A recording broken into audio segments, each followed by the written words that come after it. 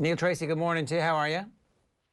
Not too bad, guys. How are you doing? Yeah, well, we've been talking about the existential crisis that faces Irish rugby, so, same thing we've been doing for the last 2 years here on the show. What's your take on this as our resident rugby expert? I think it's far from crisis, particularly on Leinster's level. Like, it is maybe a little bit worrying that we've seen a trend where against Saracens and I would say Exeter maybe as well to a slight degree, and then against the English national team where there has been a physicality issue over the last few years. But I think it's something that, I wouldn't necessarily be worrying too much about it. Like, Leinster have won they have won 4 trophies of the last 6 available. They've been to the last 3 they've been to 2 Heineken Cup finals in a row prior to this, the semi-final before this, and losing out in the quarterfinals. Even Munster, granted, they haven't been winning things, they've been getting to the latter stages of these competitions. So I don't think all in all it's particularly worrying. I think it's actually quite promising as well that we're starting to see Ulster getting back to the levels they might have been at back in 2012 or 2013, where they were actually getting to the latter stages of competitions as well. So I wouldn't be panicking too much at all. How do you fix the physicality thing, though?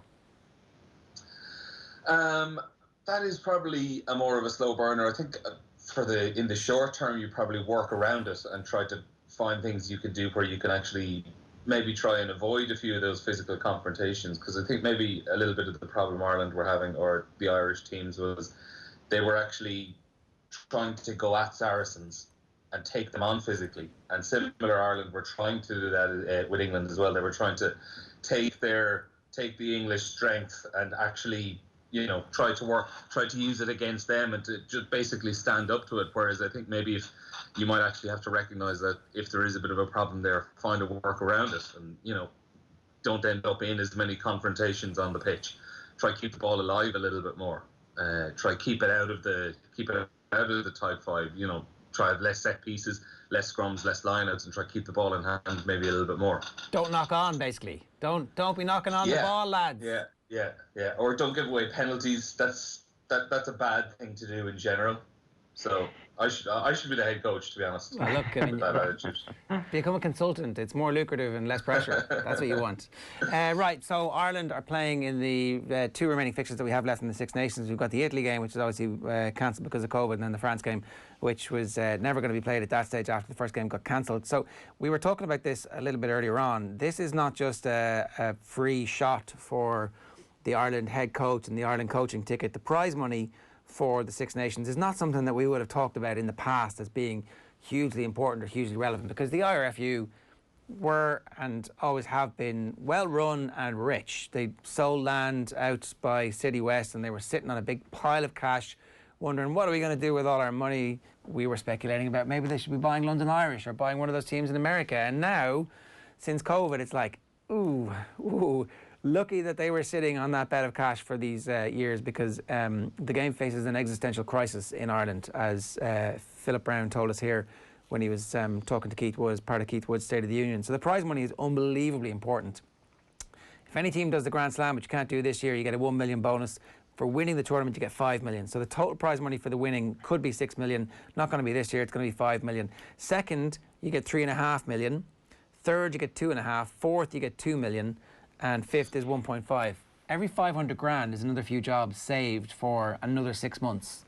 And I'm sure the players are acutely aware of this. So what do you think the appetite for experimentation is going to be here, Neil? I would say it's going to be low enough as well. But I was actually thinking, even in different terms, what you were saying, the thought of the prize money and how important it actually is at the moment was something I wasn't really even thinking about. But now that you say it, obviously literally every single cent or euro actually is counting at the moment. But 30th of November 2020, if I'm right, definitely towards the end of November is, can you believe it, in 3 years' time, the World Cup draw for France 2023. And, you want to be in that top 4 tier of teams, because you want to be a first seed and you want to avoid, more than likely, England, New Zealand and South Africa in the 2023 Rugby World Cup draw. So that is another incentive as well. Ireland are currently 4th in the world rankings. So if they can maintain that between now and the end of November, they are, in theory, going to be getting a better draw as well. So that would be.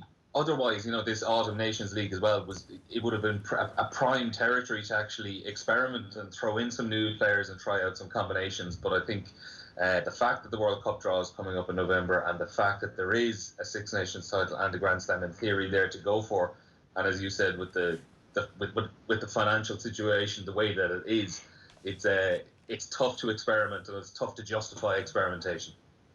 Important to win your group in the World Cup, it turns out, to try and avoid New Zealand in the quarterfinals. Just another bit of advice there for the Ireland management setup that we give them for nothing this morning. We're giving the good stuff away.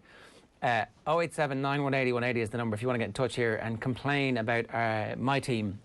So for rather than picking one team for the Italy game, which I don't think makes any sense, because these two matches are going to be played back to back, and actually one game is more important than the other, but giving some players the game time and the opportunity against Italy to see what they can do is going to be hugely important too. So we're going to go first with the game against Italy.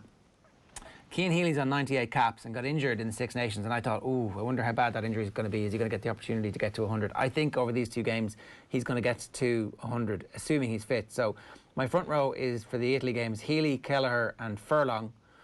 And in the second row, that's assuming Furlong is fit, by the way. There are some assumptions around fitness here. I think we've heard Furlong is close to fitness. I don't know what the Kilcoyne situation is.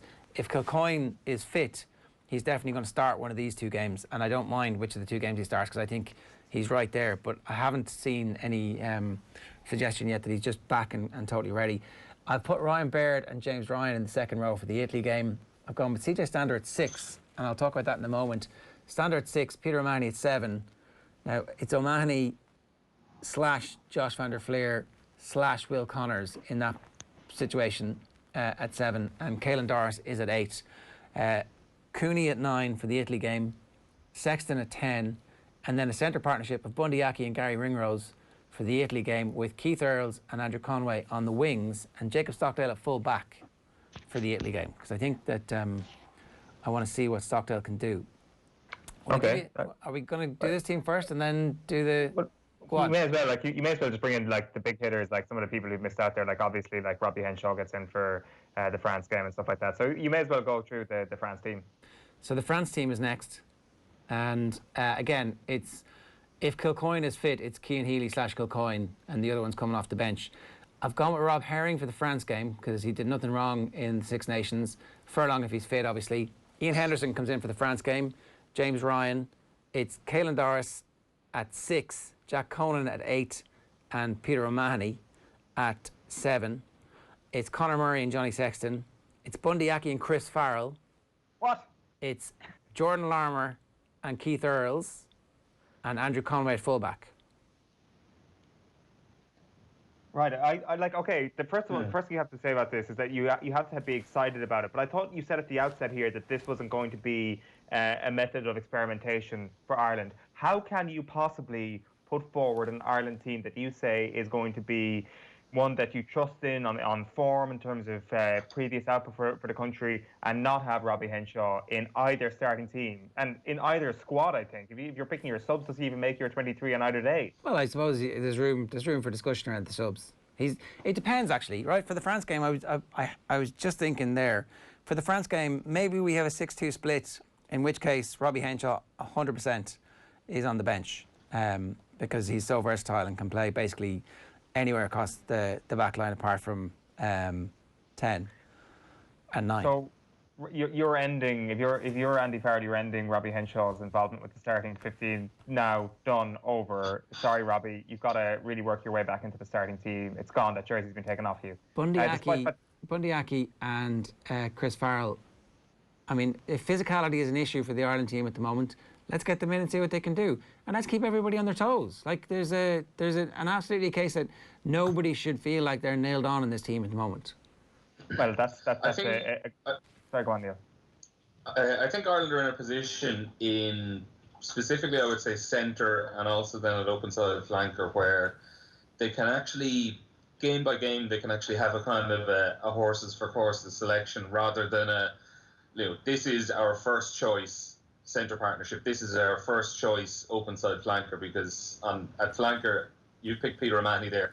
You kind of hinted the way it goes as well, though, because you're saying, it could easily be Josh van der Vlier, it could easily be Will Connors, it could easily be someone like Jack O'Donoghue in Munster, it could easily be Geordie Murphy. There are actually so many options in not just the back row, but specifically at open side flanker as well.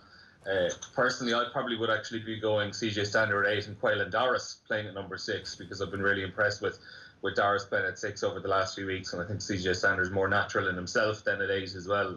I just think it works better. I don't think centre, CJ at 8 though actually hasn't had the ball playing skills that we've seen that you need to have to be. So is CJ Stander going to make it at 8 for the Lions? I don't think so. But Quaylen Doris might be that player who, look, right now, if I'm picking a team to grind out a 15-12 win, I'm probably picking CJ Stander. But with a team that I think I want to next year be able to compete for a Grand Slam, I want Quaylen Doris at 8. Why don't you keep him at 8 then for the France game? Because I think Jack Conan's form at the moment is slightly better, and he's keeping him out of the Leinster team at that stage.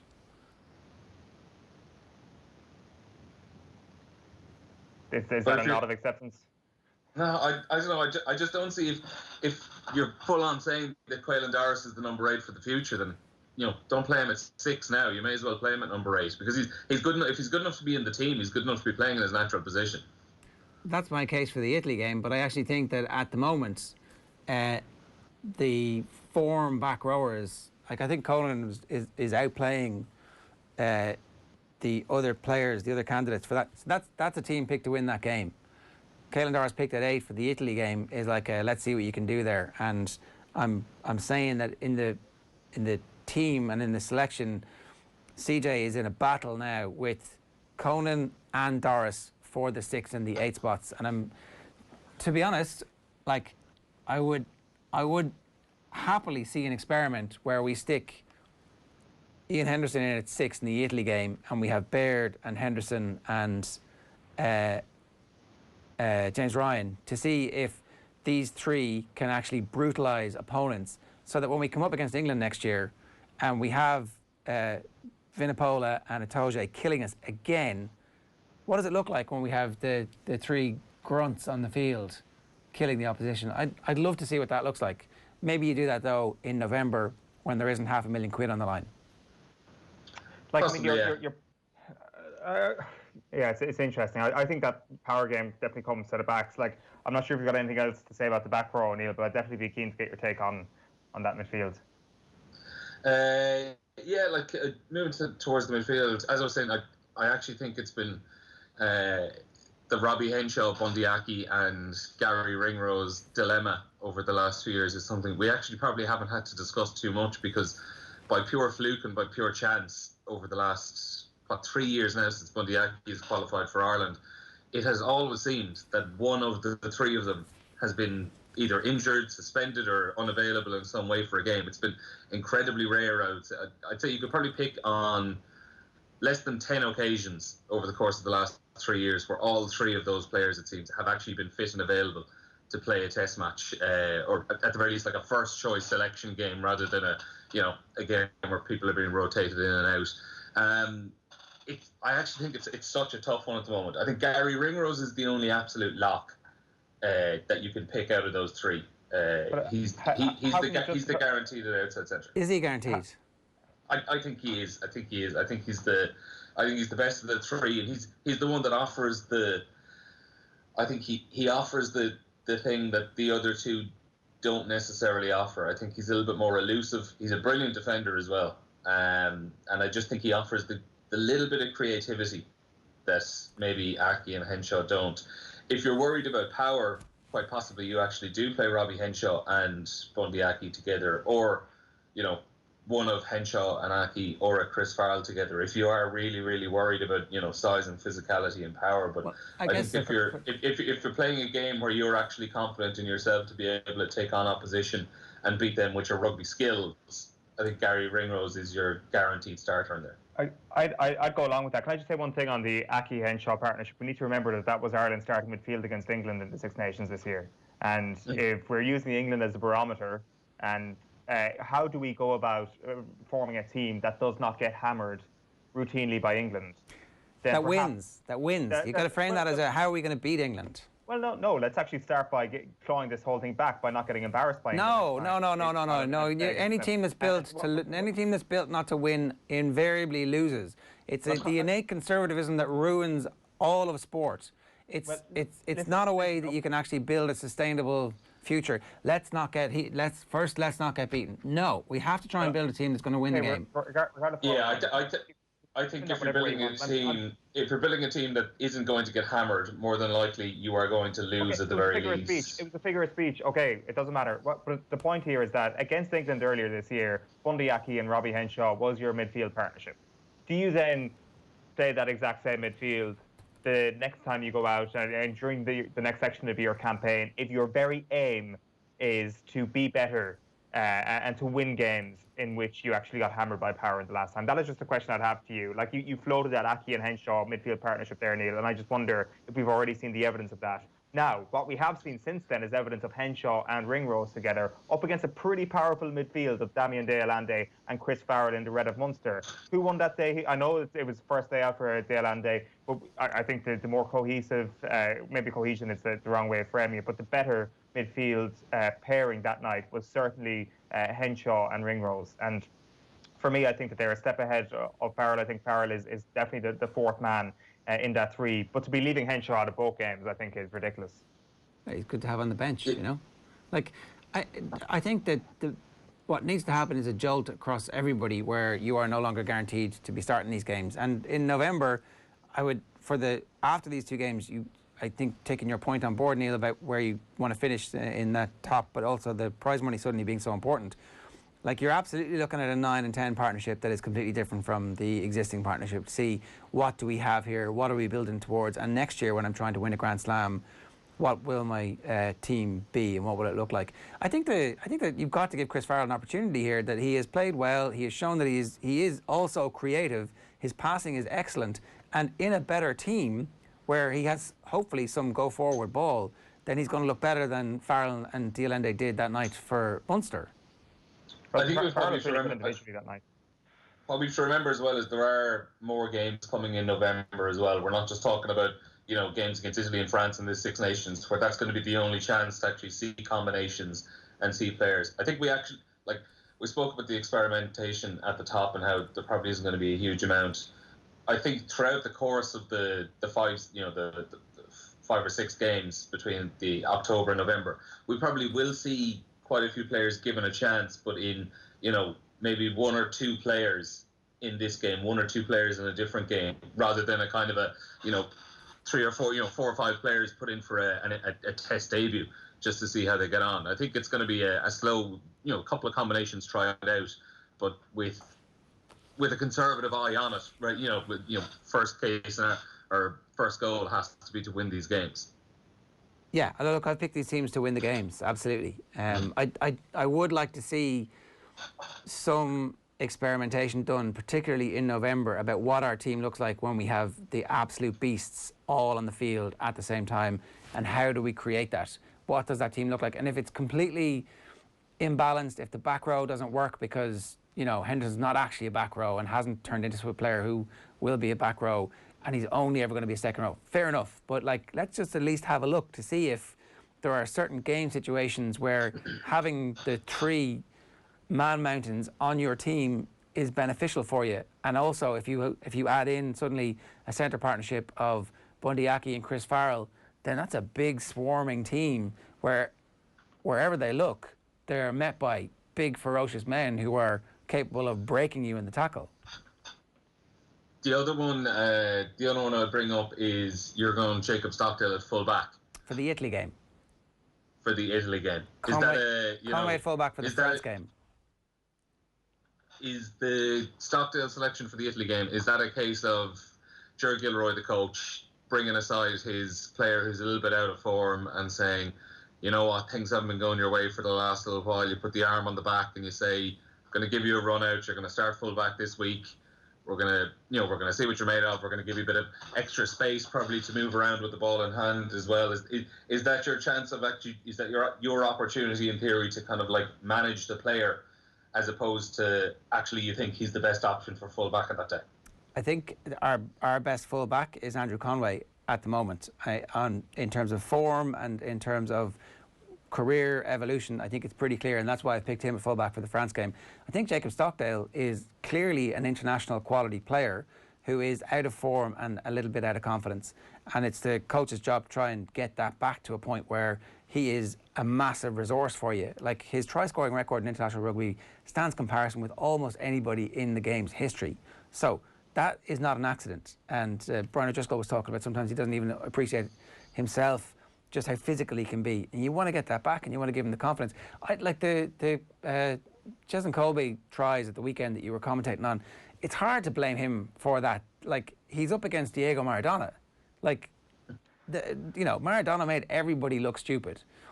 If it was the only issue that we'd seen from Stockdale, then I'd be completely forgiving of that, and he would be straight in the team on the wing as a nailed down, one of the first names on the team sheet. He's just not there at the moment, and I think that putting him full back in the Italy game would be, we have confidence in you and where your career is going, and certainly he would be, if he plays well in that game, he would be in the mix for the France game, but on the wing. And Conway's my man to be king of the backfield, number 15 for the France game. I hate What to I'd be more curious about... You can't rugby back to Diego Maradona. You should have. That's what Peter Reid always said. Peter Reid should have, yeah. Peter Reid should have. What I would be more curious about, Ger and Eoin, is... So they're the back threes for the games against Italy and France. What is the back three in November when James Lowe is officially Irish qualified? Well, you stick him in and see how he gets on, right? You want to see what that looks like. But as in who's the odd man out in that situation is what I'm trying to figure out. Because I think we can all agree James Lowe probably is getting straight into the Irish 15 when he's qualified. I'm not sure he gets straight in. I think they make him wait a little while. I think that they don't want to go, well, come on in. I don't think... Like, I'd love to see Keith Earl's form at the moment. I haven't seen enough of his game time just recently, but he is always in my Ireland team until it comes to a point where, he puts in a couple of bad performances or 3 or 4 bad performances. You go, okay, it's going to take you out for a little while. But in the meantime, he's in my Ireland team. Conway's in my Ireland team at the moment as well. And then after that, it's a battle. So, like, Larmour misses out or Stockdale misses out and Lowe comes in. But... that's the pecking order. That's my depth chart at the moment. I'm sure the Irish team think that Jordan Larmour is a superstar, a game breaker, somebody that they, again, need to give the minutes in international rugby to and the exposure to so that he learns and they get the benefit of the learning and the curve that he's on at the moment. But his form since lockdown has been patchy. Yeah, like I still would have Jordan Larmour as the first choice full back, with, for these first couple of games anyway, a combination of Conway and Keith Earls on the wings. I think I would still be dropping Jacob Stockdale, possibly even from the 23. Come November when James Lowe is around, I think James Lowe is going straight into the 11 jersey. I think Keith Earls might be the one that has to miss out, but I think Keith Earls wearing 23 on the bench is an absolutely fantastic option. Also, just as I was saying, putting Keith Earls on the bench, I'd still be very, very wary of going with a 6-2 split on the bench. We saw at the weekend with Ulster, all it takes is one injury for a back in the opening 10-15 minutes of the game, and your strategy is absolutely screwed. It's a high risk, but next time we play England, if somebody gets injured, in fairness, like if you look back at the England game, we were 17-0 down at half time. We gifted them 2 tries. And is that the game where Robbie Henshaw had been? No, that was the New Zealand game. Somebody got injured fairly early on in that game as well, where like literally everything that could have gone wrong did go wrong. So not trying to throw the baby out with the bathwater, but just to have like some flexibility where you go, we're going to batter you today, and if you still beat us after that, then we'll come back with a different strategy next time. Yeah, I don't know. I think that you've had 2 games to pick a team for here, Ger. So you've managed to cop out of most of the big decisions here, especially on the back three. Like I want to know. So say if Andy Farrell is saying to you, "I've got Conway on one wing, Earls on the other wing," who are you picking as your full back right now? You're picking Stockdale. Conway's my full back. Okay, so say if it's for both games, if I have to pick a team from my life, an Ireland team today in a World Cup final tomorrow, Andrew Conway's my fullback. And then your wingers are. Well, now if it's a World Cup final, my wingers are Earls and Larmour, and if it's 5 weeks' time when James Lowe is available, it's Earls and Lowe. So. Jared, can I? Go on. Stockdale's out then. Sorry, go on, Neil. Can I present a hypothetical situation to you, Jared? Yeah. So in this game against Italy, where you're giving Jacob Stockdale a chance to, get a bit of confidence back into himself, let's just say that confidence comes rushing back, and he has an absolute stormer, and he scores a hat-trick of tries from full back, and he looks like, he looks as good as he has ever since the New Zealand game 2 years ago at the Aviva Stadium. Do you still keep him out of the starting 15 the following week against France? I probably don't. I'm telling him that I'm giving him the opportunity. New information came to light. It really brings the room together. Yeah, that's great. I just wanted to double check. This wasn't just you just patting him on the head and saying well done and giving him a chance for the sake of it. No, I think that it's clear having a left-footed kicker in your team is hugely important. I would also be bringing him aside and going, do you see what Elliot Daly can do? You've got a big old boot on you there. Do you think you might be able to ping them over from the halfway line at some point for us? Because if you can, you're going to be rich for the rest of your life. Maybe not just at Ulster, but I definitely think that we need to be a bit better at that kind of stuff. Rob Kearney's left boot was one of the most underutilised things in Irish sporting history when it came to the opportunities that it could have given us over the years. Yeah, I agree. Right. Owen, you haven't weed on my team from too great a height here. The complete cop-out is my issue here, that you've essentially picked two teams. You're like, oh, I'm not picking one or the other, I'm picking two teams. I don't know, I think that the Henshaw thing is obviously a disgrace, and let's not forget that our last great result for Ireland was Ireland against Wales, and I know he came off with a HIA that day, but he was Ireland's best player for 45 minutes or however long he lasted that day in Ireland's best recent performance. I think you're drastically overrating him, and to leave Robbie Henshaw out of both starting teams, you copped out and still left him out. That is the bottom line here, that you have decided to end his Irish involvement for this year. Well, there's a whole month of games coming after it. OTB AM live in association with Gillette. Good morning. Start with Gillette giving you the confidence to tackle the day ahead. Neil, good stuff. Thanks a million for joining us. Couple of quick comments. Elias Al says Stockdale's going to leak tries, leave him out. The finishing 15 is nearly more important than the starting 15 in international rugby these days. There are certain benefits to starting Henshaw on the bench. Agreed. Peter M says Stockdale's not good enough. Let's face it, there are two big white elephants in Paris that walk into the team. Time for the IRFU to use the Sexton rule to get Zebo and Ryan back. Listen, Donncha Ryan in that Ireland team for the last 3 or 4 years, again, just imagine what it would have been like to have him driving standards everywhere he went. Bundy's performance off the bench versus Munster when Connacht had 13 men was monstrous. Hard to overlook him at 12, says Tom on Twitter. And so we didn't. He's in the team for both those big games.